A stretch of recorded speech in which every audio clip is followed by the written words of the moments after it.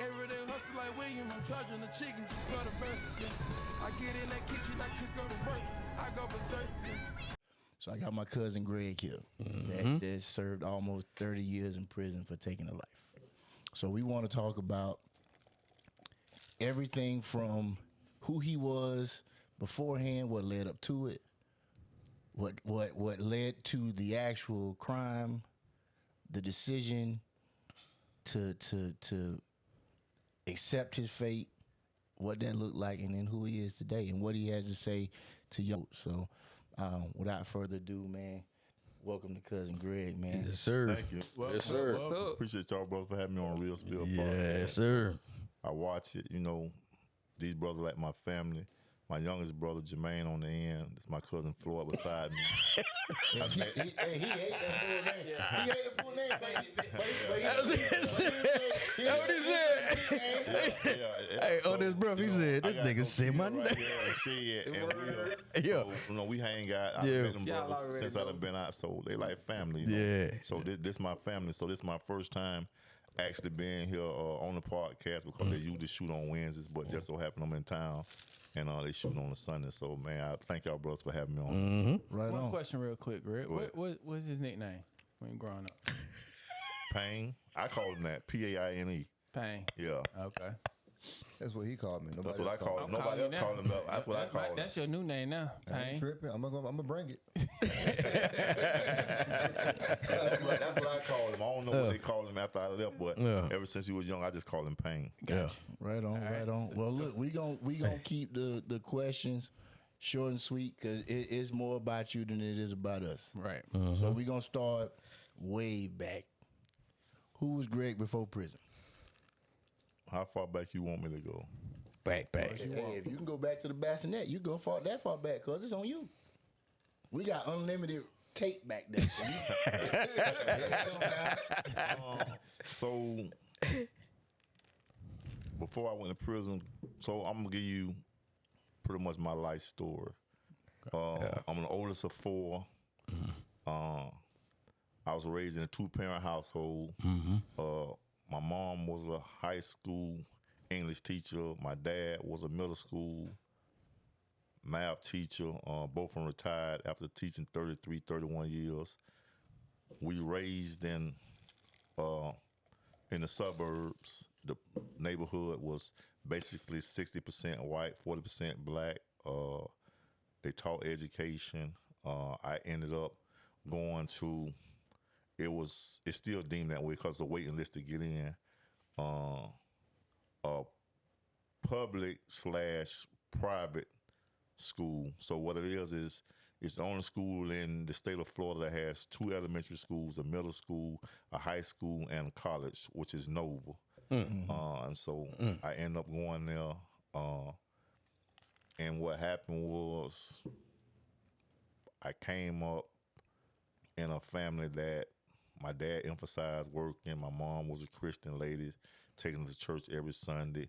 My parents, before they had kids, they invested in real estate. So at the age of 10, my dad bought my mom her dream car, which was a Rolls Royce. At the age of 11, my dad bought a Bentley. So me and my siblings, we was going to church every Sunday in a Bentley and a Rolls Royce. I got to be 10, 11 years old. So Nice. at the age of 16, I was in high school. I ended up getting a brand new 1988 Toyota Camry, paper tags on it. I went to work, came home, and it was sitting there. But during this time, my mom's side of the family was making noise in the streets. That was one of the biggest drug families lifetime that ever came through for a lot of their. And at the time, my cousins my age, they hanging out, goals in their mouth, the jewelry, the on the trues and vows, whatever, the candy paint, whatever. So that appealed to me. So, you know, me with this Toyota Camry, I'm looking at it. And so now I got kids in school. Man, your cousin, them, they doing it. So now I'm sliding over there on the weekends, whatever, and I'm seeing how they living, and they got pockets full of money. So I'm trying to figure that out. now this appealing because like everybody like money. We've you know seen what I'm saying? We all see So it. now I'm kind of like rebelling. So my parents took me out of the 9th grade and sent me to Midland, Georgia, to stay with my aunt, my mom's sister. Damn. I finished 9th grade there and turn around, graduate. I go back to Fort Lauderdale. I'm in the 10th grade. I do a semester, skipping school, boom, I just drop out. I go stay. So now it's hard times. Eventually, I end up staying with my aunt. All my cousins stay around there. Now I'm learning the game. Boom. I'm on my dick right now. I'm broke. I go pull a robbery. I ain't no robber. You know what I'm saying? Like, that's not my thing, but I'm on my dick, so I'm broke. I take my childhood friend with me who stayed across the street from me and 3 houses over, and I end up taking one of my cousins with me. My cousin, the driver, me and the dude get out. Long story short, go do a robbery. I got ski masks on. I got a revolver. Try to rob dude buck. I like he gonna buck. I hit him in the shoulder one time. He keep coming. I bust him in the head. After that, there we run. We get away. So no hair fibers, no witnesses. No nothing. It's a clean murder. We go. We drop my cousin off. My cousin. We drop my homeboy off. I tell him, hey, I'm gonna kill dude. You know what I'm saying, man? Me and you got to talk about this no more. Whatever. My cousin begged me for the dude life. I said, all right, cool. I don't kill him.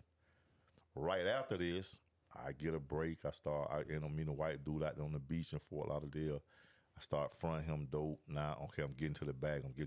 Now the bag growing. It's growing. You know what I'm saying? He's selling dope off a cell phone. Long story short, he got all different type of clients. I'm pumping up. Boom. Next thing I know, I start getting fronting. You know what I'm saying? Some real weight. I start going to Georgia. I'm getting money. I'm going to Augusta. I'm going to Waynesboro. I'm eating.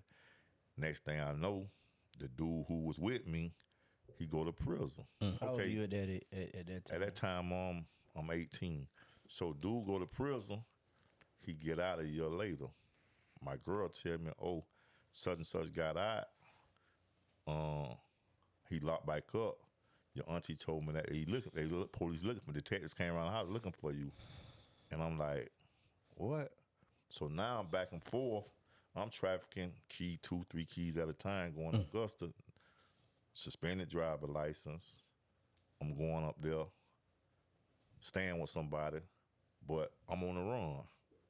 Eventually, a year later, I end up getting locked up. When I come back down in the cop again, I get caught. Fast forward, I'm in the county jail. I don't find out until I actually go to trial how we got caught. And so my co-defendant, who I wanted to kill, who my cousin told me don't kill to save his life, end up telling somebody else out of our neighborhood that had nothing to do with the case, that wasn't there. Ain't nothing to do with nothing. And he ended up getting locked up on some armed robberies a year later. And to get out of armed robberies, he telling us about the murder.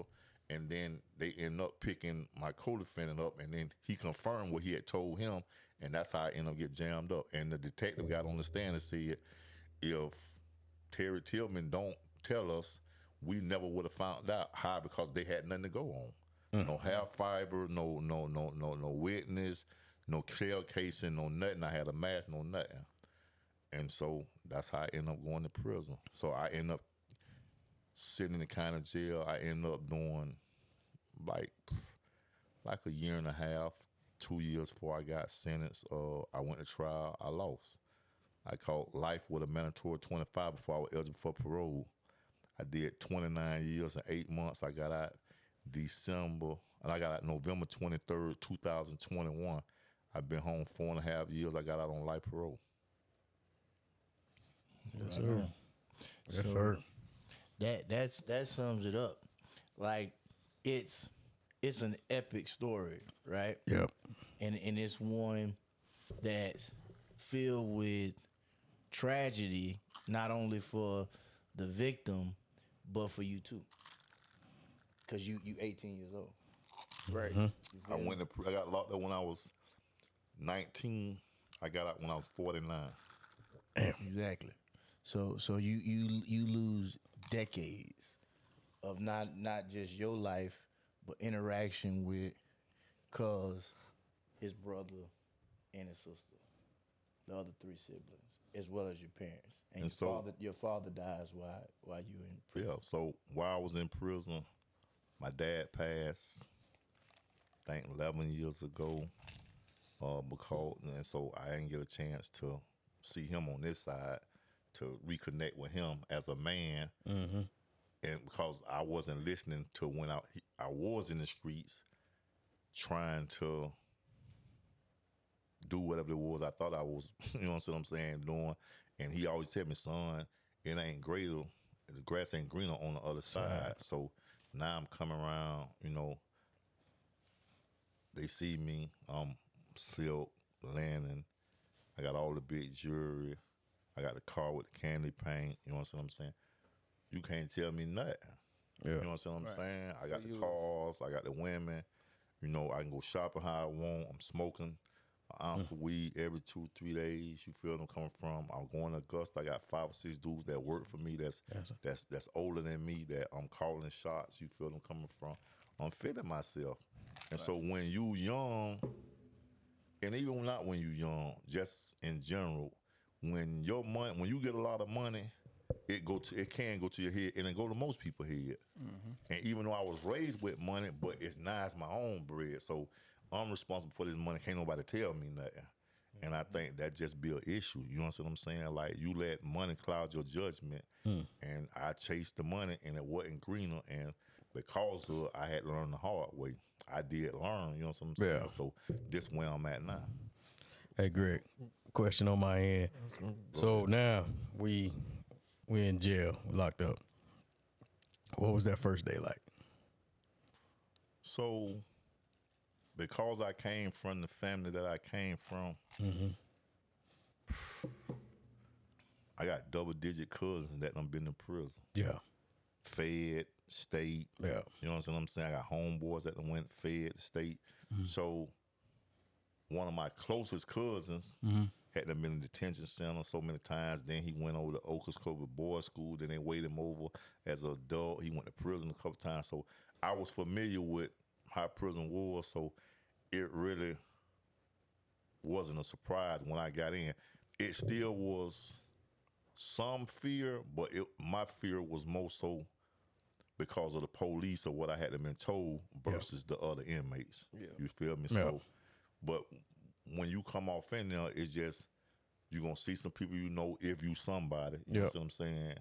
And so because my family, you know, a lot of people went through buying dope from, you know, my relatives when I was on the street. I know a lot of dudes because I was in the streets. You know what I'm saying? So I seen some homeboys that we hustled was on the same scroll. I seen some other dudes from different parts, a lot of there. And it was just like a seamless transition for me. Like, I wasn't as frightened as a dude coming in with no knowledge, terrified, scared, like, oh, they gonna take this, or they gonna rob me, or they gonna try to rape me. I ain't feel none of that because I was already prepared. Plus, I hadn't seen some people that I already knew I was good. Gotcha. Looking back at the actual crime, what you think you would have did differently that day? Would you have done anything different back then? If you had looking at it now, what would you have done different? So my response for the entire, I'm gonna say maybe 17 years I was in prison, I always blame my co-defendant because they say most of the time you're supposed to follow your first mind. If you don't follow your first mind, it can cost you. Me not following my first mind and listening to my cousin begged me for my co-defendant life and me not killing him. For the longest, I was like, man, so I blame him, my co-defendant. But as I grew older and I got in this program in prison, the one thing that I learned, what I talk about now as a motivational speaker, going back to prisons on a regular basis and talking to inmates, is I got accountability. And so in life, you got to be accountable for your actions. Nobody forced me to choose him to go rob with me. Right. I had no business even robbing that individual in the first place. I committed a crime. I come from a good family. I didn't want to listen, so I made a bad decision, and I came up with a negative result. A lot of times in life, people want to make negative decisions, but think they're gonna get a positive result. It don't happen like that. It rarely does. You know what I'm saying? Yeah. So for me, if I could go back, it's just a point that I ain't had no business robbing that person. Yeah. So for me, I'm not a hardened criminal. So I'm not like a lot of guys that go to prison to refine they you know what I'm saying, refine their crime or refine their trade, come back out, do the same thing, blow back up, then go back, get out, go back up. So now you got dudes. So when you first go to prison, you get a number, and then from that there you get a letter, you get an A. The next time you go back, you get a B. Bro, I done seen dudes in there with K's. Oh, I seen a dude with an O. You know what I'm saying? Jesus. And so, at what point do you say this ain't for me? Right. You feel what I'm coming from? Like, because you go in and you deal with other guys that's from your same craft. So the robbers gonna talk to the robbers, the scammers gonna talk to the scammers, the drug dealers gonna talk to the drug dealers, the B&E, whatever it is. So now you listening to everybody else and how they feel, saying, okay, well, I ain't gonna make that mistake. If I see that come about when I get out, I done heard that, so I know I'm stiff on that. You feel them coming from? Yeah. But like I tell people, man, when you doing crime, you don't know how you gonna get popped. It could be by a snitch, which is the most common. It could be by a simple traffic stop, cause a tail light.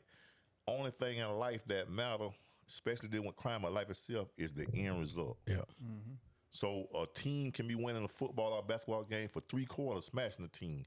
But when the clock end and it's 0-0 and this other team that came back in the 4th quarter, the final score is the only thing that matter. Yeah. You talking about the Falcons? You feel what I'm coming from? Spurs. You feel what I'm coming from? Yeah. The only thing that matters is the end result in life. That's the only thing that matters, the end result. End result. It don't make no difference how you got there. The end result is what counts. Yeah. Right. That's all, you know like what I'm saying? And so for me, I just say I shouldn't have committed that crime. You know what I'm saying? Because I'm not a robber. I know me, I was a drug dealer. And I end up, after that point, I went excelling. I went from a whole state for Florida, from Fort Lauderdale going to Augusta, not knowing nobody, meeting some dudes, and then next thing I know, I'm getting a brick from Lauderdale, 16.5, I'm going uphill, I'm getting 30 for them. Jeez. This way back in, and so my best friend, he a motivational speaker, and shout out Daryl Hards, Mr. Hards, the edutainer. I'm actually supposed to speak at a high school in Fort Lauderdale, Dilla High, this upcoming Friday. You know what I'm saying? So the parents and some kids. But he asked me when I was in prison. He said, "Man, brother," he said, "Man, let me ask you something," because he deal with a lot of youth. He speaks around the country to high schools, middle schools, colleges. They hire him. So, and I say, man, he say, if prison is so bad, why do dudes get out and repeat the same crime or go back to crime to go back? I say, you have to understand that the overwhelming majority of criminals, first of all, aren't educated. And then secondly, I say, you got to think about this. I can only speak for myself. Here it is. It take me 15, 20 minutes to do a drug transaction. I buy 2-3 keys down there. We put it on the scale. We weigh it. It come up. Here go your bread. You count the bread up. Transaction done. Ain't hard. I take a 8.5 hour drive. I go up here. I see a dude, that same brick. We go through the same process. I put it on the scale, weigh it, turn around. I count the money. I sell it for 30. I just made $13,500 off of one brick, and I ain't did no work. So now I'm breaking 2 or 3 at a time. And the only thing I'm doing, copping, going up here. I got dudes in Augusta. I'm front of them. Dude, I got 5 dudes. Here go an ounce, here go an ounce, here go an ounce, here go an ounce. Give me a stack for them. They busting them down. They doubling their money.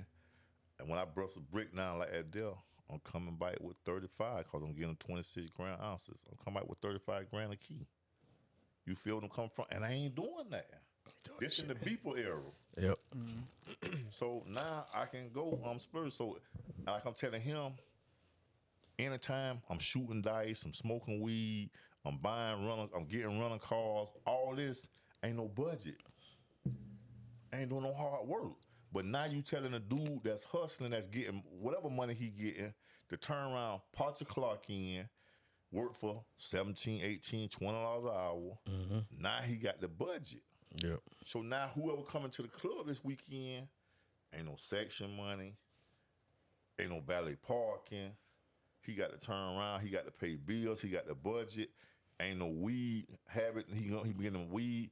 Ain't no going to no dice game, shooting and losing, whatever. And then ain't no strip club. He got to go to bed early at 9 o'clock. He need energy to go to work tomorrow. Yeah. And he got to work. Yep. Yeah. Physically. Yeah. Right. You feel where I'm coming from? Yeah. Yes, sir. You got to do a whole 360. That's a big change. You feel what? So people don't understand that. That's a big change. You know what I'm saying? Hey. Scammers, they getting all type of bread, Ain't really, 40, 50, 80, 100 grand right here ain't really on working. a laptop. They ain't doing no work. Yep.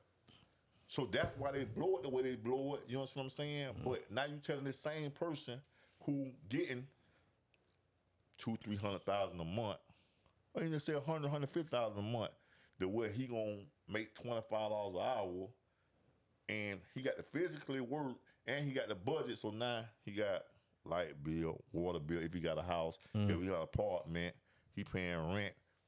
Florida got the highest rent, so you paying like $2 grand a month. You got car insurance, you got cell phone, you got grocery bill, you got cell phone bill, you got Netflix. You know what I'm saying? Like, and you got the budget that, and you working. Yeah, it's a whole different life when, Right, when the yeah. money just there. Right. So now, for the average dude that get out, like myself, who adopt the mindset it ain't worth it, when you do work, you value that dollar more than that Fast money. than that hustle dollar. Yeah. Because you working for it. So you ain't gonna blow it because you got responsibilities. And you don't have to look over your back. Yeah, you know what I'm saying? So that's another thing about it is that you can sleep comfortably at night. Yeah, I don't worry about the police. For the last 3 years, up until 3 months ago, I was security at the biggest mosque in the Southeast United States. You know what I'm saying? And so every Friday when they have Juma, we had police there. I'm talking to them. They don't know my record. Yeah. Some of them did. I explained it to them. It was a maze. You feel them coming from? Like, I done seen people ask me, like I done got pulled by the police and they done look off and I give them my driver license and they look. Man, what does life parole mean? I'm on life parole. Now, you know, God blessed me October 2nd of last year that I got my life parole terminated, so I'm a free man like everybody else. You know what I'm saying? So Congratulations. I can't, Yes, sir. I can't go back. You know Yes, what I'm sir. saying? Right. Not up under their conditions. You feel them coming from, but me getting terminated in 46 months is a blessing, but it's a testament to the work that I put in. In the state of Florida, it takes you an average of 7 to 10 years to get terminated off life parole. But because I go back to prisons and speak so much, I go to Tallahassee, which is the capital to the parole hearing, speaking for guys in the Lifers program, trying to get them their freedom. I go to A. Brown Ministries, ready for work, speaking to the men and women getting out, telling them like what's possible. So I put the work in, you know what I'm saying? And so I got off. Yeah. And a lot of dudes that done got out before, like a couple years before me, they still on there on life parole. And they're like, man, I say, bro, You gotta put that work in. You gotta put that work in. So it's one thing that, Let me ask you this real Go quick, ahead. not to cut y'all. I hear you say you put the work in. What makes you put that work in? so I'm a motivational speaker and I go back to speak to programs like Tuesday. I just went and spoke to 2 programs in Miami at Everglades Correctional, but I go to multiple prisons and speak, but don't nobody pay me. So I tell the guys in prison, the reason I go back is because I understand. I did 30 years. I looked out for a lot of people before I went to prison. Yeah. But the people that I thought was going to be there, relatives included, they went left. They went south. You know what I'm saying? And so prison taught me that we live in this is just my analogy. Yeah. We live in a me first society. Yeah. Everybody thinking about themselves and their own agenda. So long as I can benefit from you and help you, everything all good. But the minute the roles reverse where I might need you, you understand what I'm saying? Now you ain't answering the call. Now you know what I'm saying? You ducking and dodging. So I was good.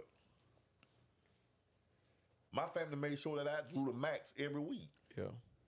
When I was in prison, not bragging, not saying I'm proud of it, but I was at 13 different camps. Out of them 13 camps, between 8 and 9 I was a mover and shaker. Every camp I went to was like an art form, whether it's through staff, through his VP, through outside squads, K2s, cigarettes, Molly, coke, cell phones, liquor, cigarettes. I got it in. I seen some weeks where I might make $5,000, $6,000, $7,000. I might seen some days where I make $5,000, $4,000, $5,000. Wait a minute. In prison? In prison. The kid going, Wait a minute. Lock me up. So let me ask you this question. What did freedom actually mean to you? Once you got that off you? Once Once they terminated me? they terminated. So my biggest thing or reason for me going hard like I did, but go back to your question, the reason why I go back and I'm not getting paid nothing is because I understand. And so for me, in the 30 that I did, a lot of camps I was at, I used to bless dudes. Mm-hmm. It's been some institutions that I've been to where holidays come, I feed an entire wing Yeah. by myself. Hey man, here go 2 pack of cigarettes, man, sell them, man, get X amount of soups, chilies, tuna, so whatever, cheese squeeze. Hey, dudes in the kitchen, man, I need onions, I need bell peppers, you know what I'm saying? I'm like, I feed the whole quad, dolo. Ain't no help, one man game. But the appreciation from me doing that was the police ain't come at me. You feel where I'm coming from? Like, and if the police was coming, hey man, they finna get ready to come with the dogs, such and such. I was alerted. So I was protected. You feel where I'm coming from? But that ain't why I did it. I seen people in prison that, I know people in prison that can't call nobody, don't get no mail, don't get no emails. Damn. Everything is strictly from the state. You feel where I'm coming from? But I never understood why. And so I looked out for a lot of dudes. And my only thing was, I'm telling dudes, man, when you get out, just make something of yourself, don't come back. Only thing I ask, bro, just send me some pictures. Let me see what the females look like, what they wearing. Let me see the clothes, you know what I'm saying? Like the style, you know, the cars, this and that. Just, man, if you got kids, take care of your kids, raise your kids, man. Just be a family man. Bro, just enjoy your freedom. Don't Yeah. come back here. Don't come back. I had life with a mandatory 25 before I was eligible. Damn. Just eligible for parole. So I had to do a mandatory quarter. You feel where I'm coming from? So I never understood how dudes form bonds in there with dudes, whereas, here with my ID tag, go to the one, man, get what you want off my card, which is the canteen. Introduce you to their family and the VP. Put you on the phone with their family. Y'all go work out together. Y'all walk the track together. Y'all make bowls, goulash at nighttime together. You know what I'm saying? If you and a dude go through something, you finna go through something, you gonna get your shank and you gonna ride with this dude. But you know he's still locked up. You get out and the dude never hear from you again. What y'all bond was based on? Yep. And here you ready to ride Yeah. and lose your life possibly, or go to CM, which is closed management. You can be locked up in confinement for 2 years for a dude. But here it is, the minute you get out, that dude never hear from you again. That's crazy. And so I go back because I understand. So I tell dudes, I ain't gonna abandon you, even if I don't know you. But just the fact that you in these blues, I'm gonna come and show y'all what's possible. So I come back, my message hit different because when I'm coming back now, I'm talking about good credit, getting a job, getting a better job, getting a career job, good relationships. You know what I'm saying? Like I'm telling them all this here, but you would think that from what they seen of me in prison, and I'm the hustler everywhere, and oh yeah, he that dude, you know what I'm saying? He gonna shake the bomb, this, that, that I would got out with the same thing. I told her, no, ain't that type of party. Survival. You feel them coming from?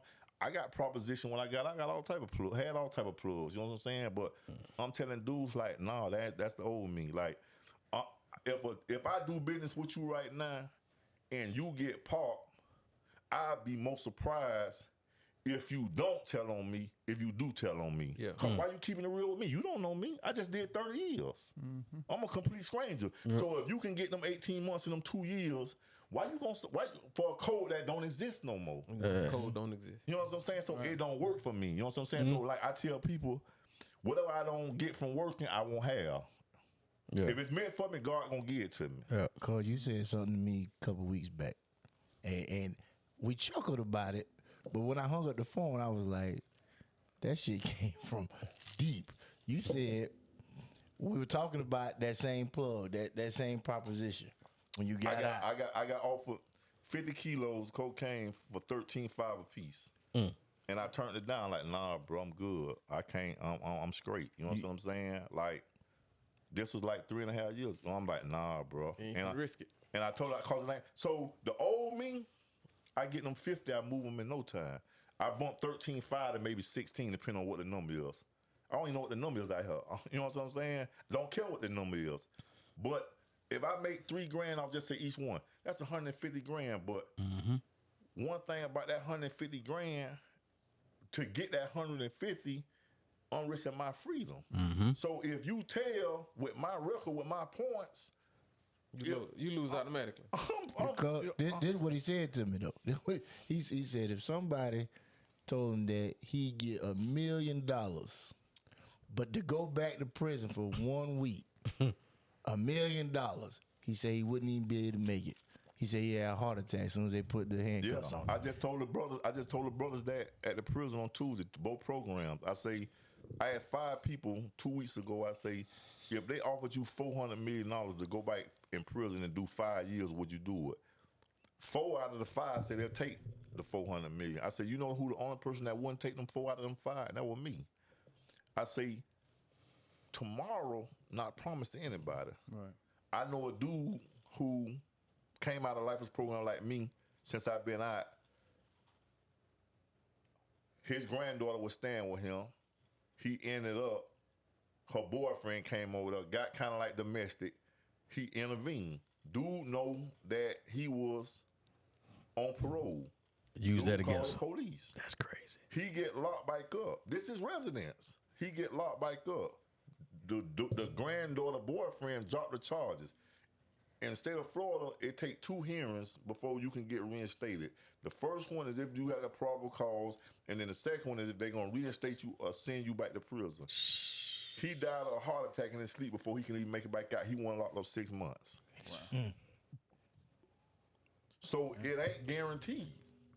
But I told him that, and I tell dudes this is that if the police pull me over and just say they're going to lock me up and I'm going to county jail, the minute he put them handcuffs on me, I'm probably going to die from a heart attack. And the reason why I say that might not be true, but the impact of the trauma of me knowing I got to sit in this hard-ass backseat, I'm going to go down here, I got to get naked, I'm going to sit in this cell with some bases and everything else, I got to get fingerprinted, then I got to turn around, bend over, cough, I got to turn around, get my bunk, get my bed sheets, I got to get these beige uniform or green uniform, whatever the kind of jail. I got to go upstairs on this floor. I got to turn around. I got to sit up here, eat these bullshit ass trays, and I got to go to court the next morning, magistrate, read my charges, no bond. If I got a bond, depending on what it is, now I got to turn around. Next court they continue with. Next court they continue with. Bro, I don't want to go through that no more. Right. You know what I'm saying? Yeah. Like I know what's coming because I just went through it. I know the system. Yeah, right. Ain't worth it. Yep. You know, I just tell you, it's not worth it. You know what I'm saying? Like, because even when you succeed, most criminals, they gonna have a run, but at some juncture, at some point, he probably gonna get jammed. And when you get jammed for whatever run you done had, whatever time that you got to do, that shit ain't worth the money that you got saved out here. Cause 9 times 10, somebody's gonna fuck it up. Yeah. You know what I'm saying? You got to pay lawyers. You got bond fee. It ain't worth it. So let me ask you a question. So, you know, I've been watching those little prison shows and shit like that. Is it really like that in prison? said I was watching a little bit. Hold on, Greg. Hold on, Greg. Explain to me. Hold on, Greg. Hold on, Greg. Hold you on. know, like So you just on a Friday night with Keith just curled up on the couch watching no. prison shows. This is like A back in the day. lot of people watch it, but I'm Back in just the day, like prison shows, you know what I'm saying? Like I think it's what's it? Oz. Oz. Yeah. Like Oz, like you know, they in there like really raping dudes or taking dudes' food and you know what I'm saying? So what I can say about rape, it exists in the Florida prison system, but it is so like minimal. Yeah. It don't like it's damn near non-existent. It happens to dudes that really is just psychologically messed up. They booty, what we call them booty bandits, and just that fact that they, and most of the time, more times than not, a dude that's actually raped is gonna be a white individual. Not saying it don't happen to blacks, but it's rare. It basically happens to white dudes. You know what I'm saying? It ain't that ain't. So there's a lot of fights in prison, like everybody like kinked up in gangs and stuff like that. So this is the dynamics that changed when I was in prison. I went to prison in 1993. Wow. From 1993 Freshman to high I'm school. gonna say maybe 2000. I'm gonna say maybe 2005, 2007. In the state of Florida, it was where you from. Gotcha. Dudes out of Miami ran with dudes out of Miami, dudes out of Lauderdale ran, dudes out of Palm Beach, dudes out of Jacksonville, dudes out of Tampa. And then if it became bigger than that, Miami, Fort Lauderdale, and Palm Beach, they're gonna ride together because we South Florida. Dudes from Tampa and St. Pete, Clearwater, they gonna run together. Dudes from Jacksonville and whatever, North Florida, they gonna run together. But it was your homeboys. And at some point when the rap game came up, well, rap was always out, but all the younger new rappers from Lil Wayne and on up, everybody gang members. Right. So now you got the young dudes coming in the chain gang and they gang members. So everybody, so now it ain't about your homeboys no more. It's my brother, my brother, my brother. So you got Bloods, GDs, Z's, you got Crips, you got MS-13s, you got Nethars with the Puerto Rican, you got MS-13s, you know. They've been around forever. You know, you got different gangs. You know what I'm saying? Like everybody's affiliated, and if you're not affiliated, which I wasn't, they call me a neutron because I'm neutral. You understand what I'm saying? I got respect, even though I was getting money. I got respect because I know a lot of the heads. So if I did one thing about me. The reason why I ain't had issues when I was in there, I did good business. Yep. So it would be times like I had dudes that work for me. I get it in and, here you go, here you go, here you go, here you go. Just give me X amount of dollars.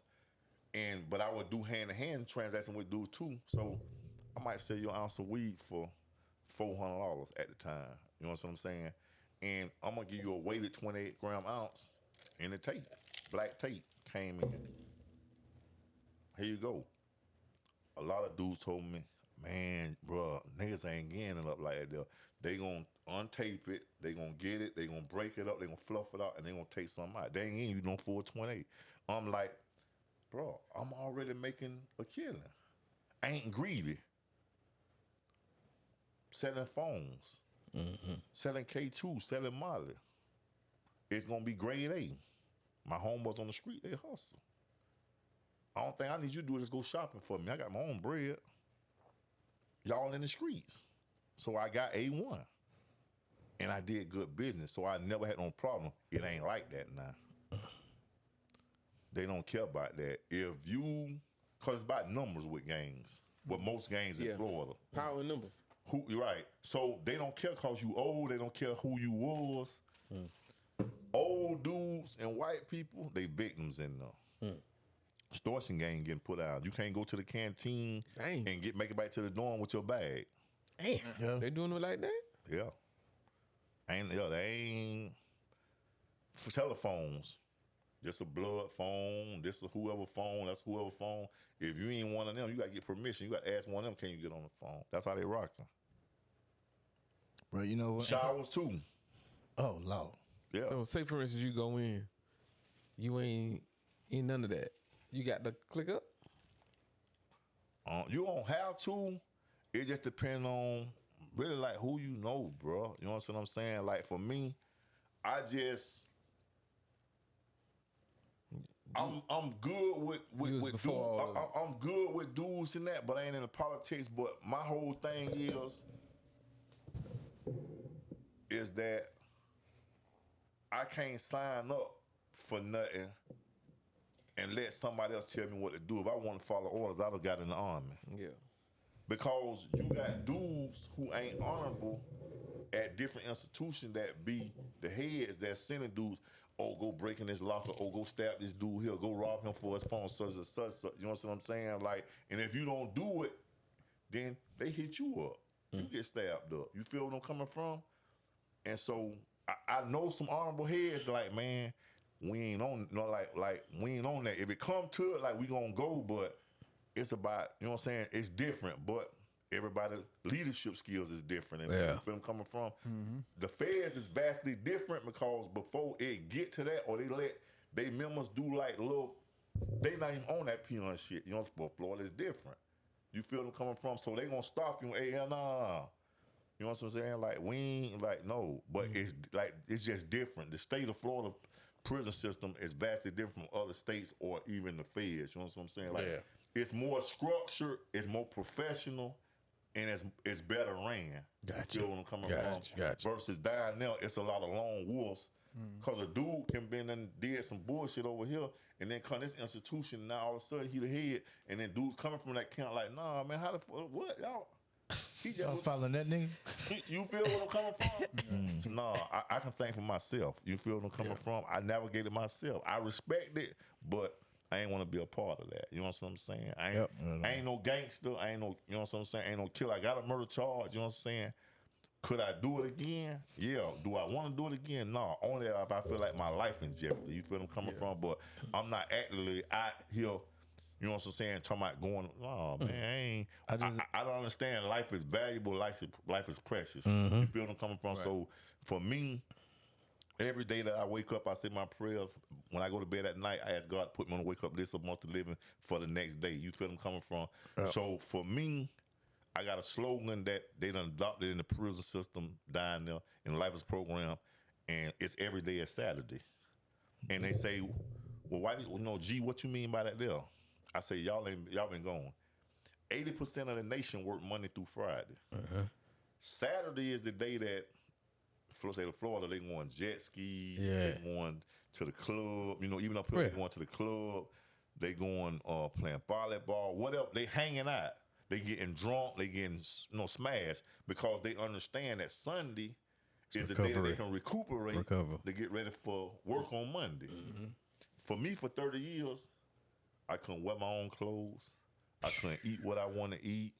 I couldn't wake up to no soft body sitting beside me. I couldn't see the thing I see. For 30 years, the only thing I seen was fences and trees. Damn. That's it. So everything to me is magnified 100-fold. So me being able to take a shower in peace, me central AC is great.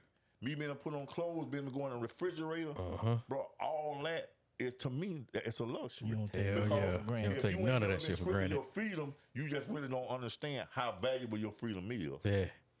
Cool. Another question: the day you were sentenced, when you heard your sentence, how did it make you feel? I ain't gonna tell no lie. I ain't like one of the rest of these dudes, bro. I cried, bro. Yeah. And the reason why I cried, I'm 21. Yep. Life with a mandatory court. 25. I got life sentence. 25. And I'm like,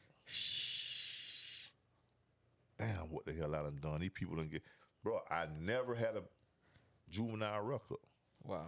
I had one prior charge. I got caught with 63 rocks, down rocks, and for a lot I had a possession. Matter of fact, when I caught this murder charge, I was on probation, 2-year probation.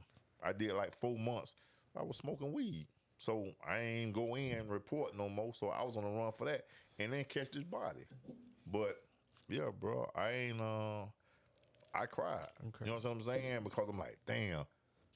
And a lot of people ask me, say, man, you did 30 years, man. How you did that, man? And when I said, man, you ain't got no choice.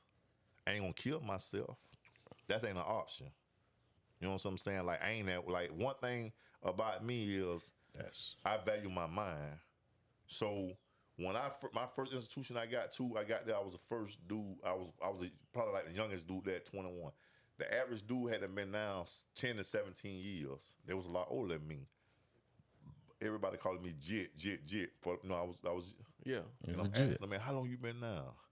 17, 16, 13, 10. I'm fresh in. I just got my. That sounded like 40 years to me. Yeah. But I'm looking, I'm saying to myself, man, these motherfuckers can do it. I know I can do it. And so now I get in the swing of things, and I'm just doing it, and I'm doing it. Next thing I know, 5 years going by, 10 years going by, 15 years going by, 20 years go by. And then on your 23rd and a half year, the parole commission send you a letter, you're going to have a hearing. They set you a parole date. I ain't had to call a DR in 10 years. You know what I'm saying? I ain't got to call a disciplinary report in 10 years.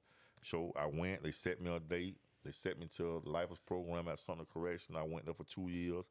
I did that. I went back to Dade CI Miami.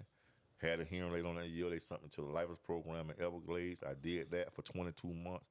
They paroled me out. You know what I'm saying? Yes, so sir. it's like, and that's why my message resonates with when I go back is because they seen me at they seen me at my criminal element. You know what I'm saying? Like I was living a life the overwhelming majority can't live, didn't live. Getting to the money. Flooding it.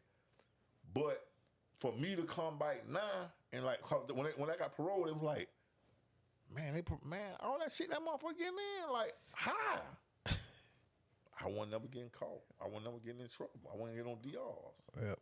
Now to actually be out and come back saying, man, no, bro, I ain't on nothing. all what's around me. I got a question for Young Bull over here. Bull.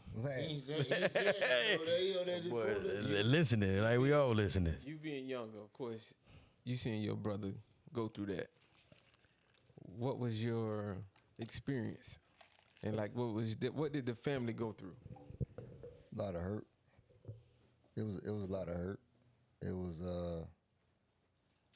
I looked up to my brother bought me my first pair of J's.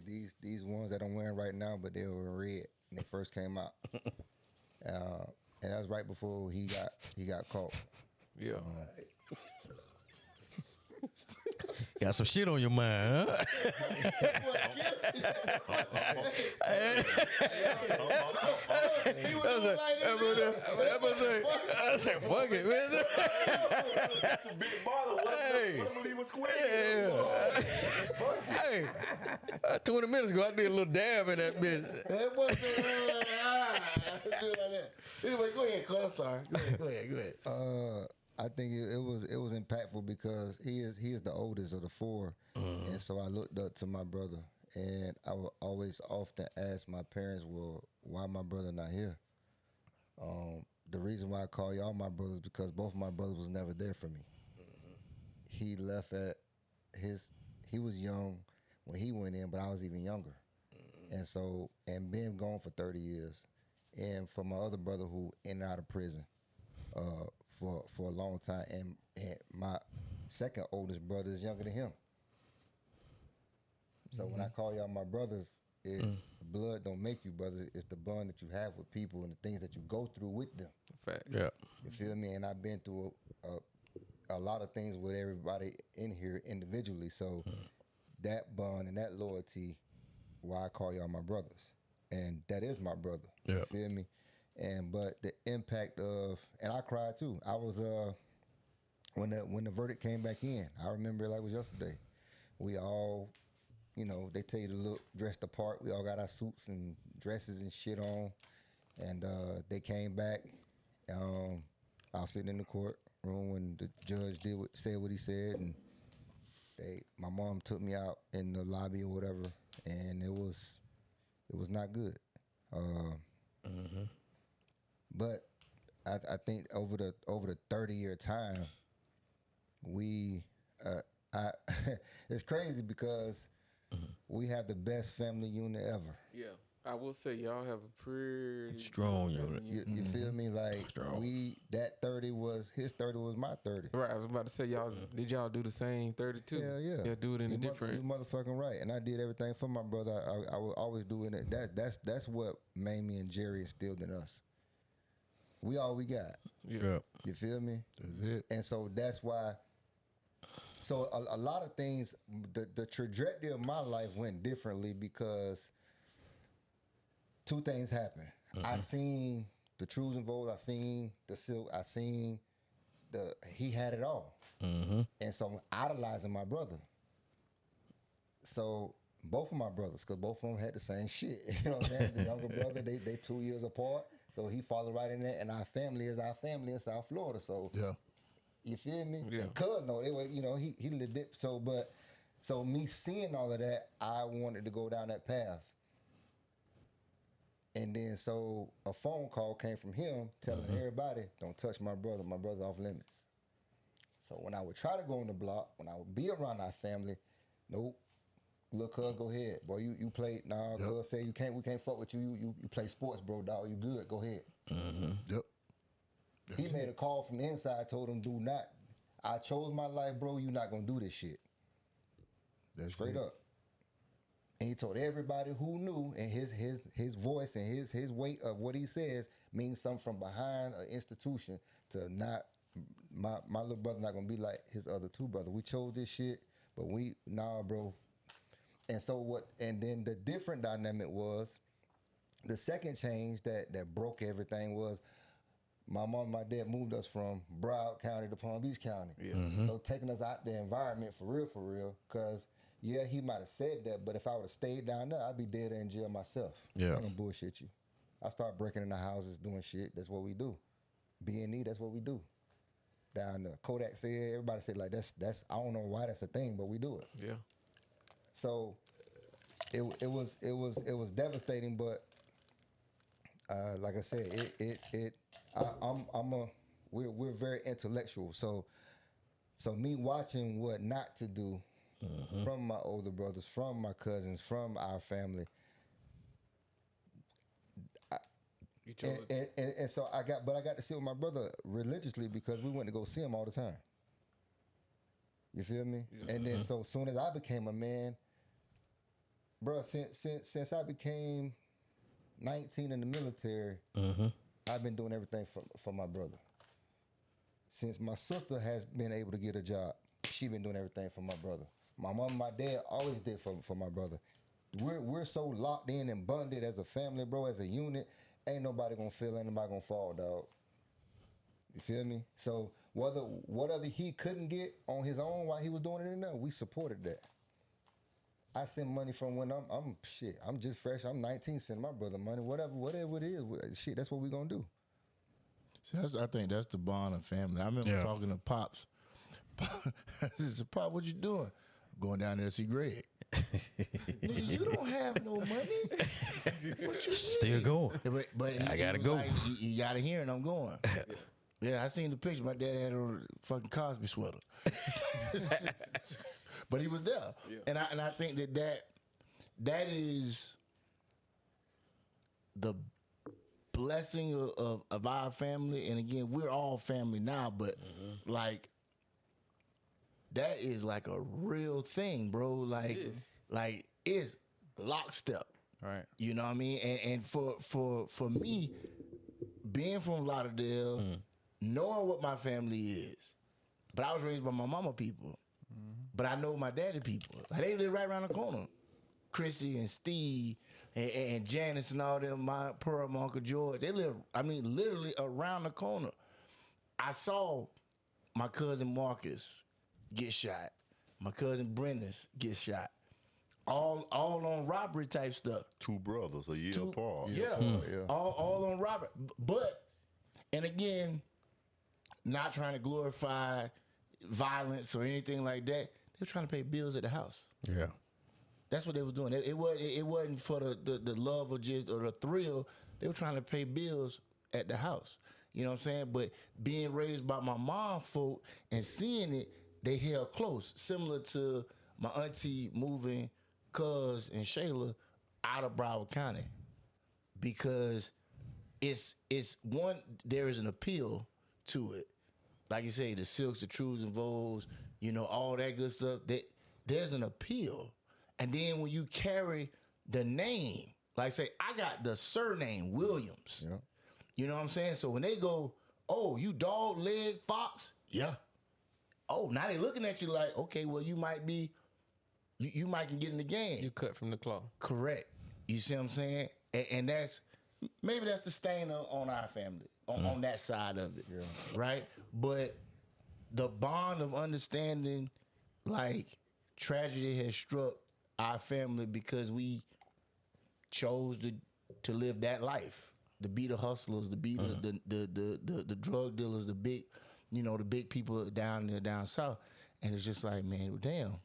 And like you said, we all we got at the end of the day. That's it. Y'all, as that one would say, broke the curse. Yeah. Changed the narrative. Yeah, his kids and my kids don't have to Took a live that different life at path. all. Right. Hey, Greg, I got a question. Mm-hmm. It's a far-fetched question. What's the question? Just listening to you, because I never, this is our first encounter really meeting each other. Right, in person. But I've always known you. Right. You feel me? Right through my brother. Yeah, yeah. And your sister, I know you went to school with your sister. Sailor. Mm-hmm. But just listening to your story, you ever thought about putting it on paper and in a book? Because not even with using names or nothing like that, but just you got a true testimony, brother. Right. You feel me? A lot of people push me to start a nonprofit to get paid for what I do, because I go back regular. Yeah. You know what I'm saying? To prisons. I go to parole hearings, ready for work program up there. Yeah. My mom, my sister, my lady, it's a lot of people. And I just tell them, I love what I do. Mm-hmm. And I got a passion for it, but my passion is not to make that my life's work. Got you. And so my thing is, like they say, all money ain't good money. Mm-hmm. Mm-hmm. For me, I don't want to profit off of helping somebody get their freedom. I got helping somebody turn their life around. You feel where I'm coming from? I got you. And so it's ways to get money, Mm-hmm. but that's just not one. I don't want to profit off of somebody getting out Pain. doing the right thing. Yes. You feel where I'm coming from? Yeah. And so I lead by example. Mm-hmm. And that's one thing that a lot of dudes who done got out in the last 4 years since I done been out, who I done spoke for, and the guys in the program when I go down there, is that I'm giving them the truth. And I'm getting them to them raw. I've been out 4 years and a half. Yeah. I done got terminated in 46 months. That's rare. Mm-hmm. I bought a house last year. Yep. I don't got no mortgage payments. Damn. You feel what I'm coming Yeah. from? I just bought a brand new car 2 months ago. Yeah. I got 2 cars, Infinity and a Challenger. Yeah. I ain't doing nothing wrong. Yep. I've been with my lady 2.5 years. I got a great lady. I'm in a great relationship. I'm blessed. I'm grateful. And I just think that as people, you have to get to a point where you can't measure your success or your life based on what others have. Mm-hmm. Mm-hmm. I don't need no validation from nobody else. I live for me. Yep. Right. So for me, every day that God wake me up, that's my Blessing and your that's my biggest validation. blessing. And validation. Anything after that is a plus, because I get emails all the time. I get phone calls from dudes in the prison. You know what I'm saying? And I understand. I could be way worse off. So from where I came from them 30 years to I got a 4-bedroom paid for. I dropped me a hot tub in the backyard. I paid 10 racks for that. I still ain't made it to hot tub. You know what I'm saying? You know what I'm saying? Yeah, I'm trying to get to So the hot I got tub. 2 cars. You feel where I'm coming from?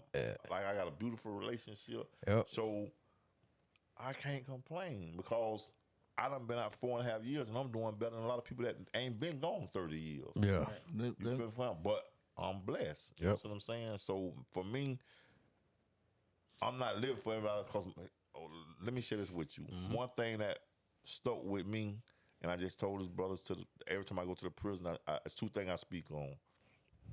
The first thing I speak on is substance abuse.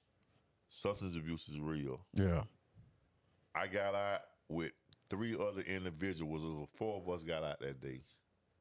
I was the only one under 50. The other 3 were 65 or older. Damn. So when you call a life sentence in the state of Florida, back in the 70s, you only did between 7 and 11 years before they grant you parole. Yeah. Well, the other 3 hadn't been out. They hadn't violated and came back. After doing 15 months of being out of prison for 15 months, 16 months max, out of the 4, I was the only one out. The other 3 still been back over 3.5 years. Dirty urine, and dirty urine. Man. Like parole. Wow. So every time, and then since I've been out, every year is 3 individuals that's on life parole get violated for dirty urine, substance abuse. So every time I go back, I harp on that because it's real. Yep. If you want to get high on hard drugs and you want to get high and you on life parole and you in your 70s, late 60s, knowing that if you go back, it's a possibility that you can die, but you still take the chance. That's crazy. That's crazy. Man, so substance abuse I got that much something strength for you, Hold on. over them. So the other thing I harp on every time I go back is when I'm telling y'all about I don't need validation from nobody. Mm-hmm. This is the thing that stuck with me, and I always still mean for the rest of my life. One thing my daddy told me when I got in the streets, he said, man, when I got the jewelry and the linen and the candy paint and the rims, my dad said, man, you know what's wrong with black people? He say, the thing about black people is as soon as they get some money, they want everybody to know that they got Gotta show it off. He said, the first thing y'all do is go get these golds in your mouth. Y'all go get these chains. You go get these cars with this music, this booming, and this candy paint, these rims. He said, man, and he right. So in today's age, just think about this. It's about a bag now. That's the terminology used. So everybody want to wear designer. Everybody want to drive foreign. So here it is. We're so fickle as black people.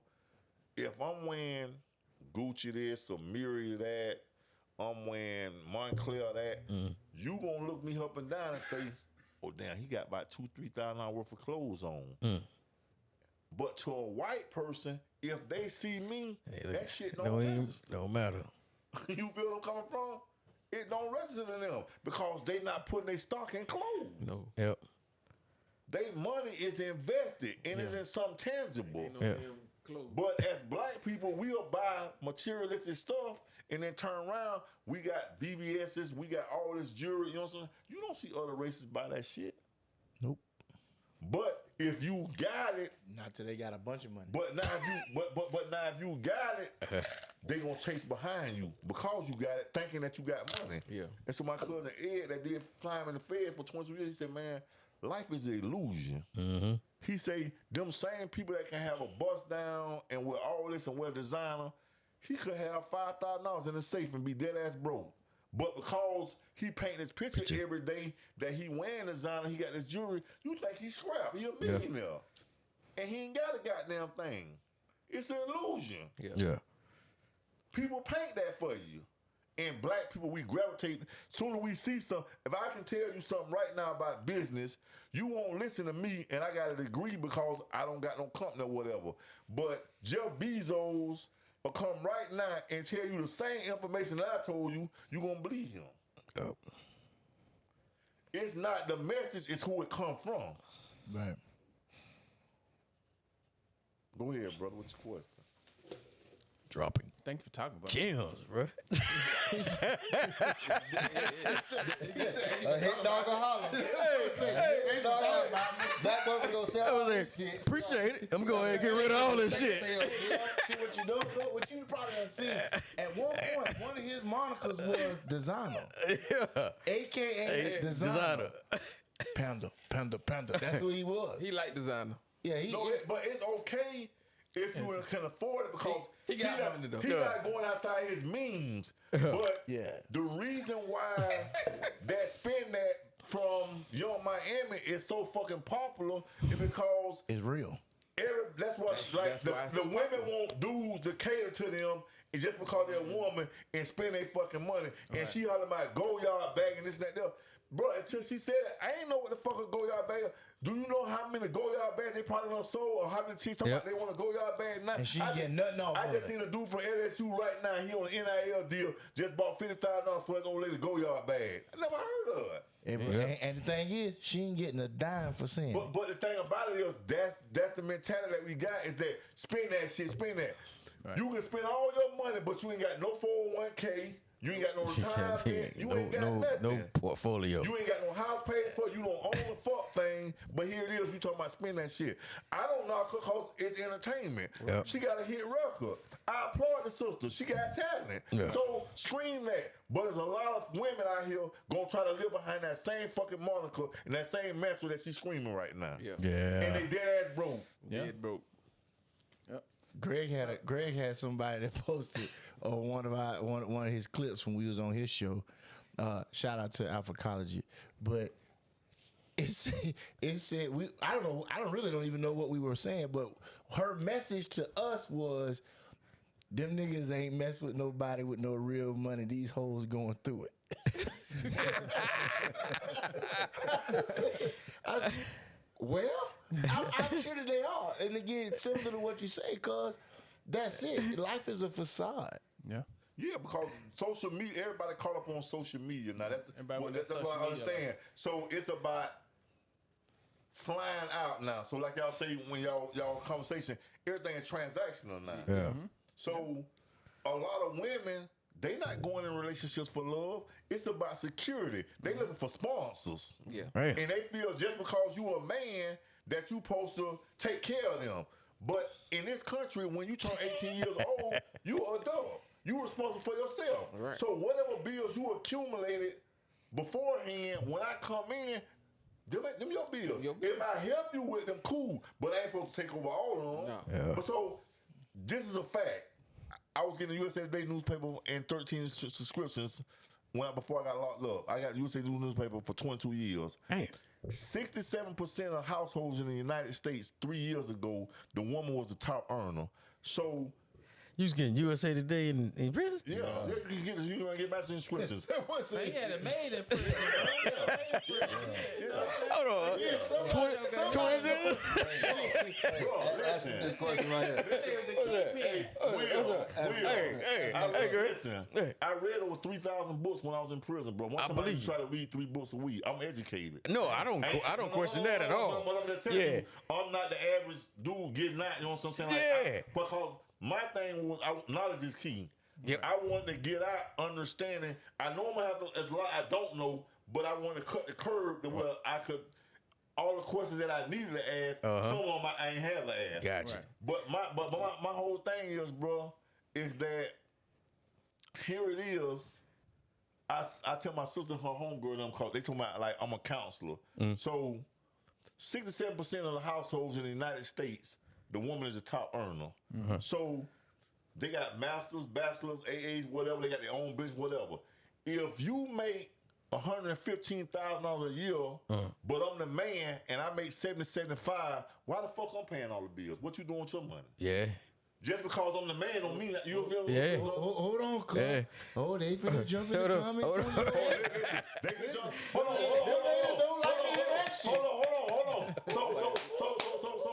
So listen. So when I tell my sister and her homegirl them is, this is the problem with the woman. Yep. Y'all want to use yesterday's answers for today's question. Yep. Because say that again. You want to use yesterday's answers for today's questions. You are not a housewife. Your grandma, great grandma didn't have the degrees that you had. She didn't have the salary that you had. She was a housewife, staying home, cooking, cleaning, dealing with the kids. But now, here it is. You make 6 figures. You got your own business. So what I'm saying? So you talking about you a boss? Okay, yeah, you a boss. But here it is. At the end of the day, just because I'm a man and we're in the gender roles don't mean I got to pay all the bills. So you don't want to come together as a team and then when a dude scream 50-50 or whatever, here it is. Oh, and do I look like a chick? Like, what you mean? What you look like? And it's a lot of women that's on the internet, you know what I'm saying, selling y'all this false notion that, oh, a man got to take care of us. Do you understand that a lot of them are single? Yeah. Because, listen, female just told me a month ago, oh, I'm a boss, you know what I'm saying? I pay my own bills. A nigga can't tell me shit, but guess what? A nigga can't tell you shit, but guess what? You single. So this is when it really hits home for those boss bitches or boss women. Let me straighten it out for you sisters. What happens is the 3 times a year that you really feel it is Valentine's Day, your birthday, and Christmas. Yep. So while your friends in relationships or married, they man looking out for them, buying them gifts, taking them on trips, so on and so forth. Here it is. You say you don't need no man, you can take care of yourself, but you at home watching Hulu or Netflix, drinking some Moscato, eat some goddamn Ben and Jerry's, and then when they come to work, Ben and Jerry's. Hey, good. Hold on, man. Rewind. Hey, what they doing? Moscato and Ben and Jerry's, man. Moscato and Ben and Jerry's. Ice cream. But when they come to work the next day, and they homegirls and co-workers and sister auntie showing pictures where, oh, my baby done bought me this here, such, that's wrapped up in this and there. They feel some type of way. And then unfairly what they do is, if they baddies, they'll look at the chick who relatives, co-worker, whatever, that they man feel is special to them and got them something, they'll feel somebody, oh, I make more than her, or I'm finer than her, I look better. All that might be true, but that same chick that you feel like is beneath you, She above somebody you. done found Yep. her to be Above you. special. Yep. Well, they gonna, and here it is, you lonely. Yep. You know what I'm saying? I Like, say that shit all like the you time. lonely. And so you can say that, but at the end of the day, they don't want to do, and I ain't saying you got to do 50-50, but here it is, you don't want to come together as a team. Yeah. And you know what I'm saying? So everything is God transactional. damn it. Yeah. Cuz, let me tell you something. Let me tell you my something. brother. I sound the same, though. And that nigga just dug a whole mind. They're not gems, cuz. I don't know. You the Bears over this motherfucker. The Bears. You dropping diamonds in this Hey, bitch. Kevin Samuels was the new. Man, Yeah, boy, say. boy, you gotta come back. Shit over there, Drake. We got some time. We gotta revisit Man, I some wish I had topics. that mic. I would have dropped it for him. Yeah. But I'm keeping it real, bro. It's like, I understand as our role as men, we supposed to be providers, but it's nowhere in the Bible that provision says finances. Yeah. It don't say that. Bro, I always tell people all the time. But they equate that to that because here it is, they're looking for sponsors. You know what I'm saying? Like you looking for a sponsor, and because I have females that tell me, you know what I'm saying? Oh yeah, I'm going out with a dude, but you know what I'm saying? I don't really like him. Well, why you wasting your time? But because he gonna take you to It's that Ocean, meal. you gonna take you to Eddie V's or Ocean Prime, and you finna go juice him and spend his bread, but you really don't like him. Yeah. Time is valuable. Why you wasting his time and your time, but you gaining a meal? Yep.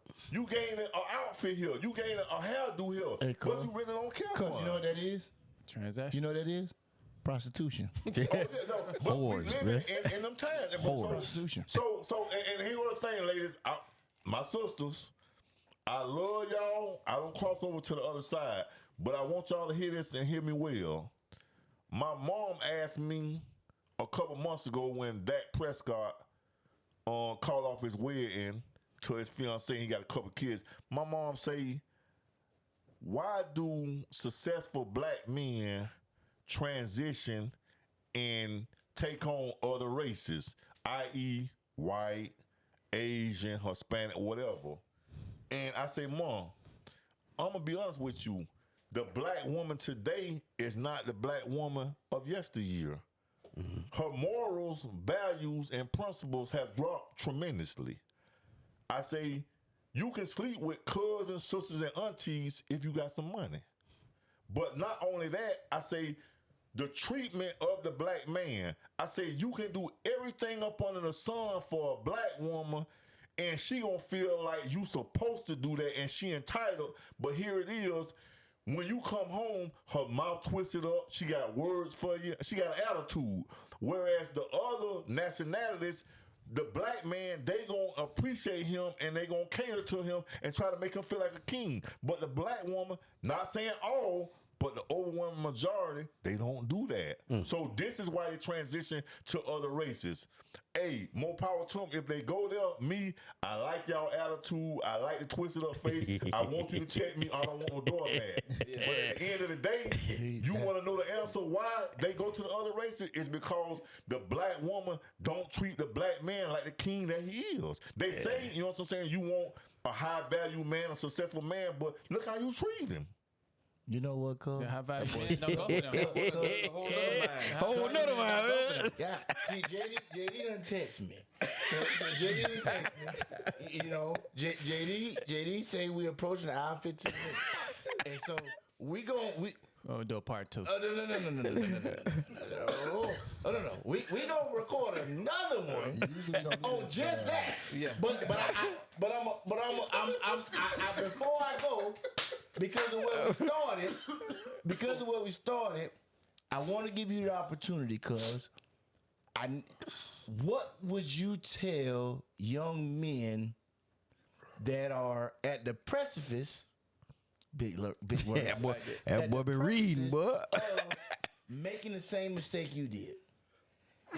What would you have to say to a 18-year-old Greg? So, let me get my bearings, cause Boy, the alcohol just went down the road. that boy hit that yak too. He got me laughing. But what I would say to all the 18-year-olds is, I understand about trying to fit in and being accepted. And I understand about following the trend. But it ain't worth it. Because if you catch that time, I promise you, the overwhelming majority of your homeboys gonna disappear on you. And depending on how much time you get, whether it's that license in them 30, 40 years, them same homeboys that you got trust in gonna try to sleep with your baby mama or your old lady. My nephew got killed 6 years ago, and he had a slogan that his homeboys carried with him, and it was loyalty outvalues everything. It's hard to find loyal people. Yeah. And so it ain't worth it. I promise you. Because when you go in there, man, listen, you going to look back and reflect and say, man, I could have did this. So y'all YNs scream by all gas, no brakes. That sound good until you get put in position and you lose your freedom, man, forever. And here it is, whatever kids you got behind or your family members, they spending all this money trying to get you a lawyer. They coming to visit you, phone calls, so on and so forth. It ain't worth it. One thing I can't understand by doing all the time is, man, in life, everything is a process. When you were born, you crawl, you walk, you run. You go to elementary school, middle school, high school, and college, trade school, or the armed forces. You don't go from elementary to high school. It just don't happen. You can't get a 400-page book, read the first chapter, and then go to the last chapter and tell me what happened in the book. You got to see it through. And as black people, we have no patience. So what we tend to do is that we want to skip the process and then go all the way to the ending, but life don't work that way. Yes, sir. You got to have patience. As long as you have patience, man, and God wake you up, man, anything is possible. So for anybody out here, and then for y'all that got kids, man, that's doing wrong, man, do your best to talk to them. I think a lot of times the parent done throw their hands up with the kid and saying, man, well, he gonna go. You can't listen, do everything possible, because at the end of the day, sometimes that kid gonna change. Your word means a lot. It starts in the household. It's not the next person's responsibility to turn around. And I understand bills is piling up, your environment ain't great, but at the end of the day, I don't got no kids, but if you a parent, the thing that you want is your kids to have a better life than you. That's only possible if you really right there trying to raise them properly. Right on. Hell yeah. Well, listen, cuz you know it's all love on this end, man. We damn sure appreciate you coming to share your story, man, and dropping all those dimes. But the heaven's gonna be at you, cuz I just want you to know. But here's the thing, cuz what they gonna realize. That William blood is crazy. So my thing is, and I get this all the time, I talk to a lot of women, my sister, her homegirls, classmates, so on and so forth. They tell me, like, they see me as a therapist, counselor, but if you really listen to what I'm telling you and you're not stuck in your ways and you have an open mind, what I'm telling you is factual. Yeah. I'm not making nothing up. And this ain't just about me being a man, just I'm being, what's wrong with love? So, and the end thing, this is the thing that I just was saying today is cliff note that. The end thing with the black woman these days is everybody want to be a wife. So here it is, you talking about, oh, I've been a girlfriend since I've been 13 or 14 and this and that there, but it's a lot going along with that. It's a lot of responsibilities going along with that. Hey, we finna shut it down. We finna reset, and we going down that whole rabbit hole. That's a whole other show. Yeah, but I'm just saying why I'm here, cause I'm going back to Florida tomorrow. But No. We gonna turn it on. Drag on. All right. We gonna shoot another one. Now you have the same clothes on. Cause that shit is coming. I like where you're going, Carl. I'm so glad I'm already married, because I don't care what they say. I already got one. But I like where you're going. Right. So make sure y'all like, Share, subscribe, follow, bang the notification bell. Yeah. Until next week or in a couple of minutes. We see you in a minute. We see y'all later. Can't see nobody stop.